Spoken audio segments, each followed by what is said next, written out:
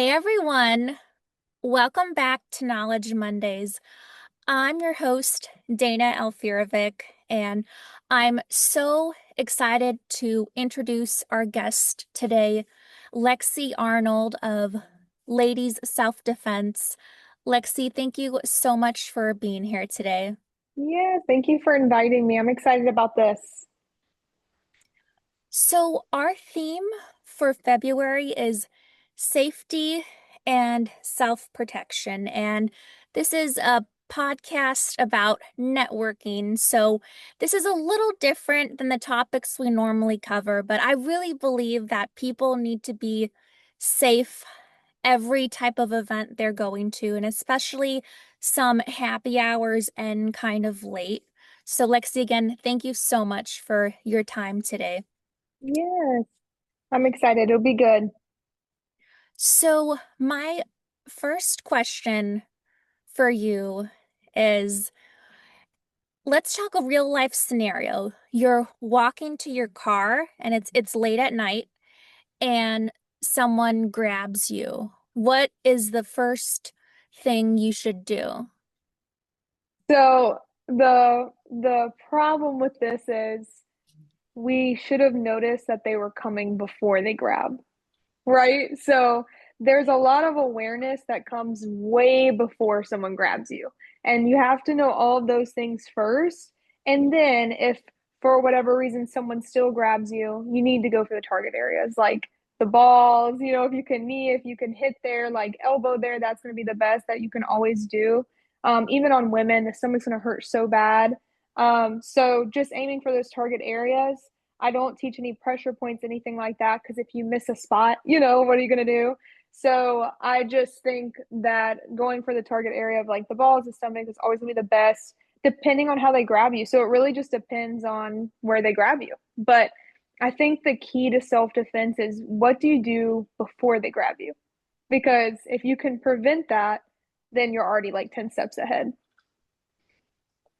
Yes, thank you. So, can you give us some techniques on becoming aware before a situation like that happens? Yeah, so I'll try to make it, short and sweet because I do self-defense classes and what I'll do is I'll teach on this for a whole hour because there's that much you need to know. Like there is literally so much you need to know.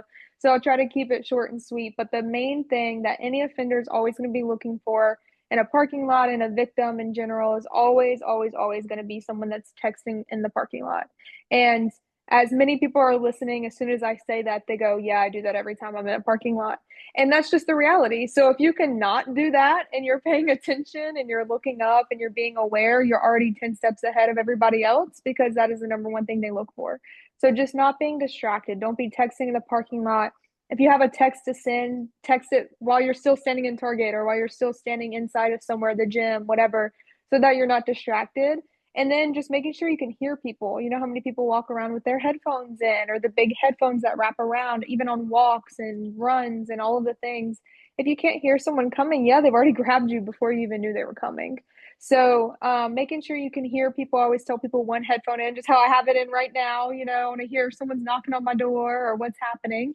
And then just making sure you can see as well. So those two things are going to be really, really beneficial to life saving, life saving. And then once you're walking to your car, making sure that sorry, I'm getting a phone call. Henry, go. Okay. Um, I'm like trying to make sure it goes away. Okay, so if you get to your car and you see something on your car, that's another big thing that's going around in Charlotte right now. If you see something on your car, make sure you don't touch it. It could be laced with something. They're lacing stuff with fentanyl. Y'all don't even know how they do that. They're doing that. You touch it, you go paralyzed. It's crazy. It's been going Oh, on for years and years and years. I teach about it in every class, and there's still someone always shocked in every class. I've had friends that had zip ties on their cars, like literally my friends, like they've had zip ties on their cars from sex trafficking tactics. So just make sure if there is anything on your car that you're paying attention. If you're texting, you can't even see, when you're walking up to the car if there's something on your car. So make sure that you're paying attention enough to see if there is something and don't touch it. Go back inside, call the police immediately, tell someone at the front desk. But don't just stop there. Like, make sure you call the police because the front desk can only do so much. You need to make sure someone's following you home, making sure you're not getting tracked, and they can take it off for you. So just never, if you have a gut feeling about something, it's probably true. So just make sure you're being extra careful and like checking the back seats before you get in. You know how much you can prevent by just checking the back seats before you get into your car. Most people just don't do that on a day to day. So checking your back seats, being aware, and then getting in your car, locking it, driving off as quick as possible. A lot of people sit in their cars for way too long. Mm, And that could just cause someone to come up to your car with a gun or cause someone to come up banging yeah. on your door. Or if your car's unlocked, good Lord, what else could happen? So just those are the main parking lot rules that I would say. And then everything else is very situational. Everything else is extremely situational based off how someone approaches you. Making sure that you always have a weapon in hand is the other biggest thing that you could possibly know. If you have something in hand, it's going to be better than something in your purse or something at home. People say they carry guns, but it's in their car, it's at their house, it's in a safe. Yeah. It's not like actually in your hand. And if it is, that's great. If it's on you, that's great. It's going to be the best weapon to use if you're consistently going shooting. If it's not going to be something that's jammed or in a safe somewhere, if it's on you, that's going to be awesome weapon to use. But if you don't want to carry a gun around in Target and all these other places, I totally get that and don't do it. You can just do something like a Kubotan. These are really, really great. It's used to break out car windows, so they're very strong. You can break out car windows with them, but it's easy to hold. So I just carry my keychains just like this. Very easy to hold. And then this will just be used for stabbing. If you feel like you can't stab someone, don't carry a keychain where you have to stab someone because then it'll be used against you. So any weapon you have on you can be used against you, but this can be taken into most places besides like airports and such. And then having this on you as well, this alarm, this is going to be great to use. Something like this. I know a lot of people have birdies and stuff like that. You can use this as a little flashlight, and then all you do is you pull this, it makes a loud noise. So your offender doesn't want a fight and he doesn't want Mm. noise because he wants attention, right? So this will cause the attention, it'll cause the noise. If you pull this, you can take these anywhere, and then this causes the fight.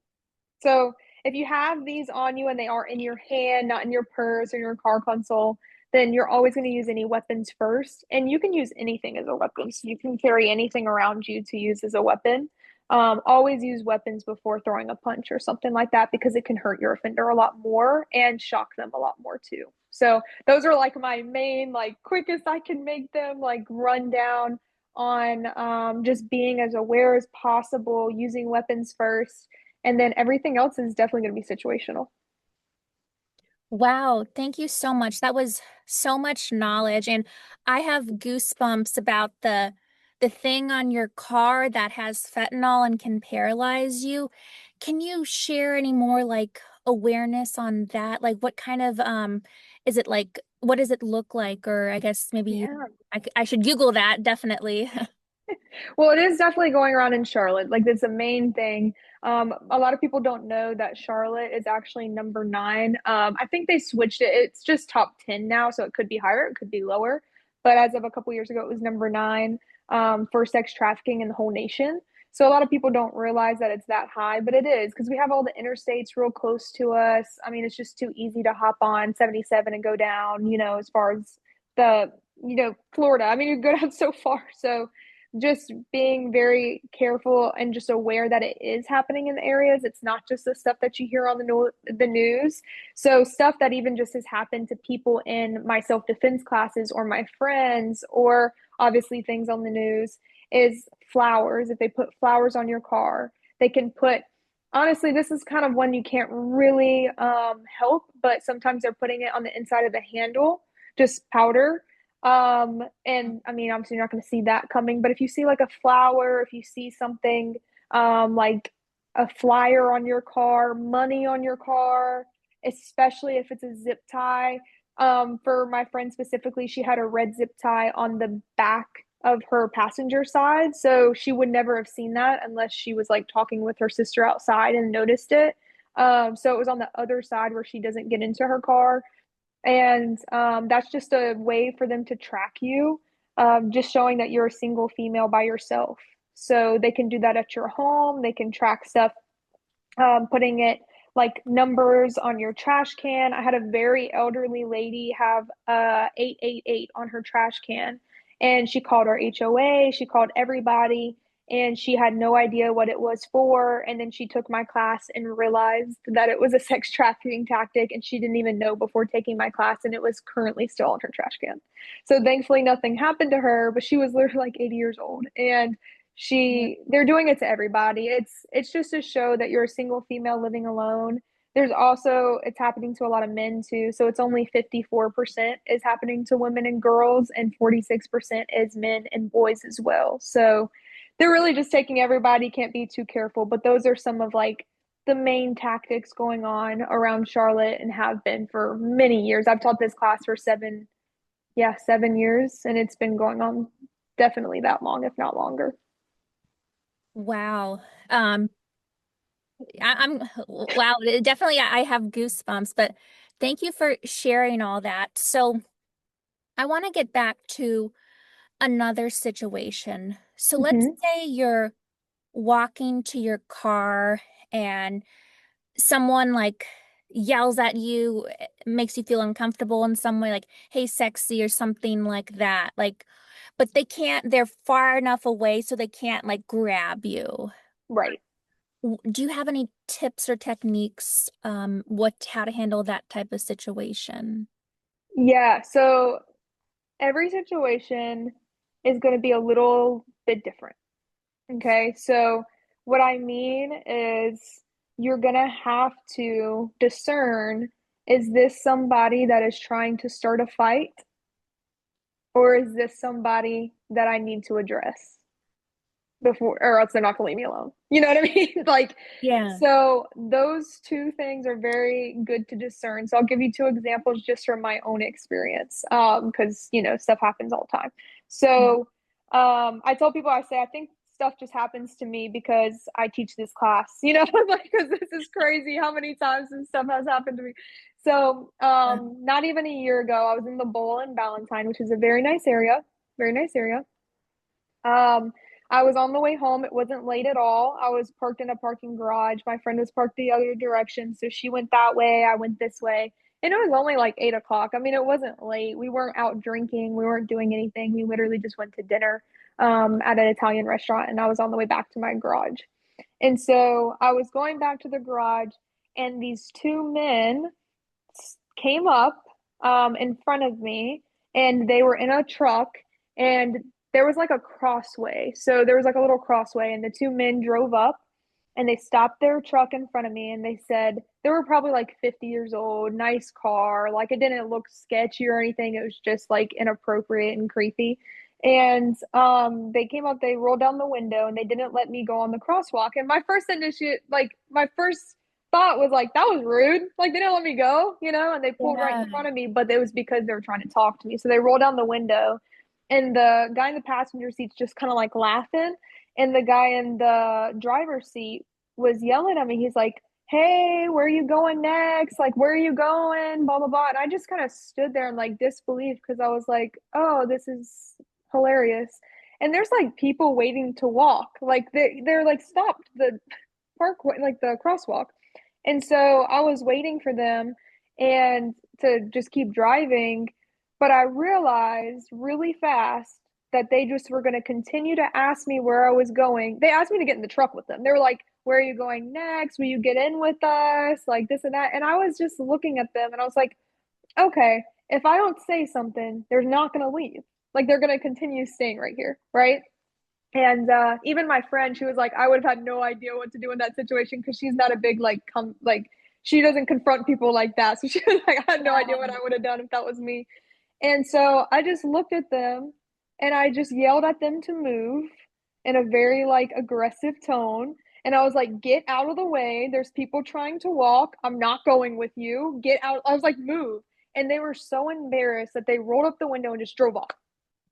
Huh. So sometimes you have to do that. Like, they're not going to leave until you're like, back up, get away from me. That could be in person, someone in a car, it doesn't matter. Or I can give you another example, which is on the total opposite end of the spectrum. So I was walking in South End.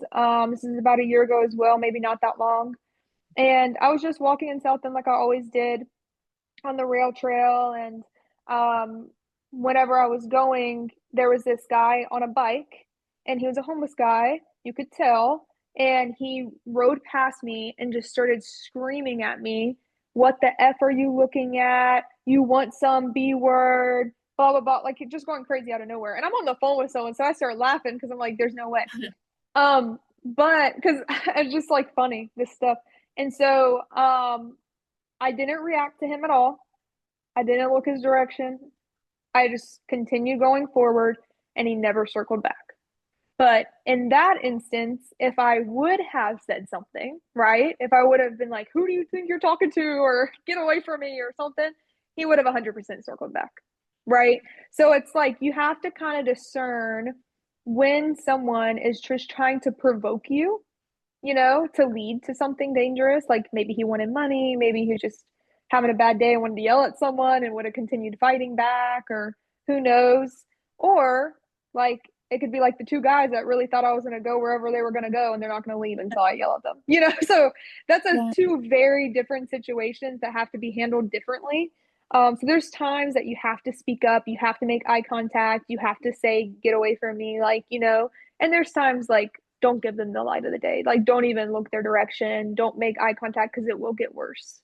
But what did I have on me? I had my Kubaton in case he were to circle back and do something. I would have turned towards him. I would never have kept my back to him if I Oh, felt him coming that way. I didn't ignore him. I didn't like cower. I was just like, hope he doesn't turn back around. And he didn't. So you're just going to have to kind of discern which situation you're in, if that makes sense. that does. So you mentioned your tool. How do you say it? I've never heard of that It's before. okay. It's called Yeah, a Kubaton. So this is a Kubaton. Kubaton. Yeah. Um, This goes on your keychain. okay. Um, and I know you mentioned the alarm. How do you feel Yeah. about pepper spray? Because I know there's a lot of, debate on it, whether it's, can be used, against you or not. Yeah, I go over this every class I teach. I tell people it's my least favorite weapon.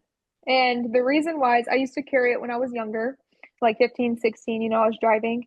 And my dad just gave it to me when I was driving. And I think he actually gave me a Goubaton as well, but I just, always had that pepper spray. And for one, I kept it in my car console. So I never carried it like in my hand, right?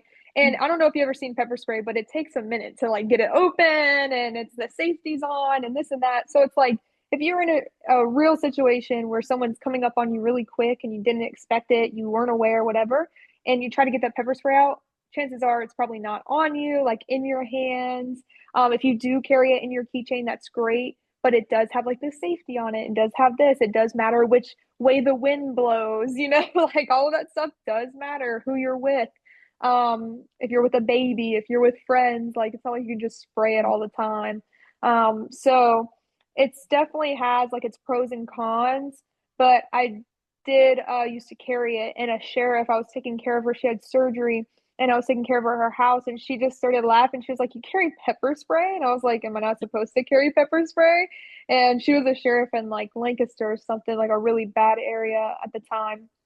And she was just like, "Yeah, you shouldn't carry that." And I was like, "Why?" And she goes, "Well, I mean, for one, when's the last time you sprayed it?" And I was like, "Well, never." Like, what do you mean? And she was like, "How long Yeah. have you had it?" And I was like a year, 2 years. She said, "Okay, well, it expires within 6 months to a year," which most people don't know, right? So they just keep it for like forever. And it also, you ever use hairspray and you go to spray it, nothing comes out. You have to like shake it and then spray it and then it comes out. So it's Yeah. also like hairspray. So you have to spray it every 2 weeks in order for it to maybe come out whenever you go to use it, because it's not like you ever use it, so it can get jammed or it can get stale. So just say you've had it on you for 8 months and you've never used it. When you go to use it one day, it might not even come out. And that's just if you get the safety off in time and if it's in your hand and not in your purse. So I definitely think that it's my least favorite, especially after she told me that, because I instantly go, well, I'm not spraying that every 2 weeks. Like I just know I'm not going to do that. So I just never carried it after that. I did notice that it was something that wasn't in my hand. It just wouldn't have been beneficial to me. And I do think that, if you're around friends a lot, if you're around kids a lot, like you just can't spray that everywhere because it can get in y'all's eyes. You can't Yeah. spray it out the car. Some people keep it in their car. You can't spray it out there because then you can't drive. Like, what are you gonna do? So, it's my least favorite, but obviously any weapon's better than no weapon. Most of the time, you just can't hesitate, or it can be used against you as well. So, in my opinion, don't like it. I know there's some mixed opinions on pepper spray. Wow, no, this is such an enlightening conversation. So, my last question for you is what's one practical step people can take every day to make themselves safer without living in fear? Yeah, yeah. I think honestly, just the more you learn, right? So taking self-defense classes, taking something, will make you feel more empowered.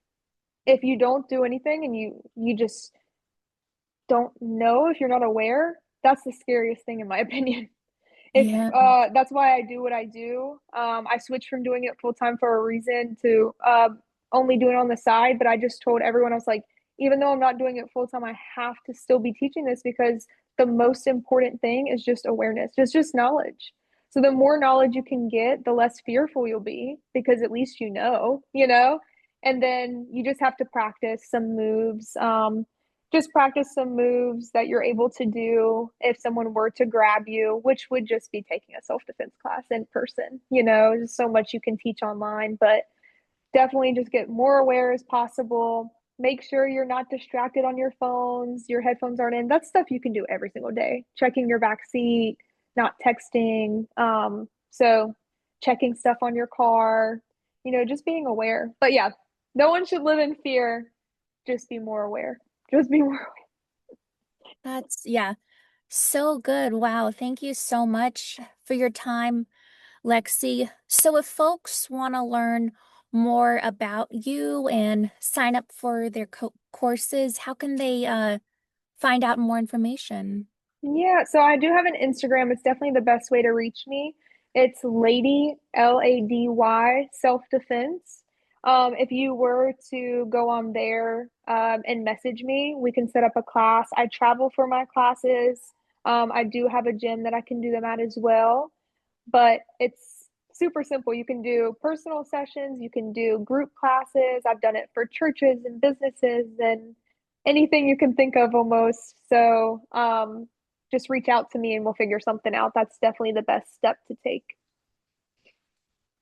Sounds good. Well, thank you everyone so much for tuning in. And if you found this helpful, please send it to a friend because not only is this going to, help, get the word out about Knowledge Mondays, you could actually save someone's life by, Mhm. tagging them. So don't forget to spread the word about this and yeah, save folks. But thanks guys and have a great rest of your day.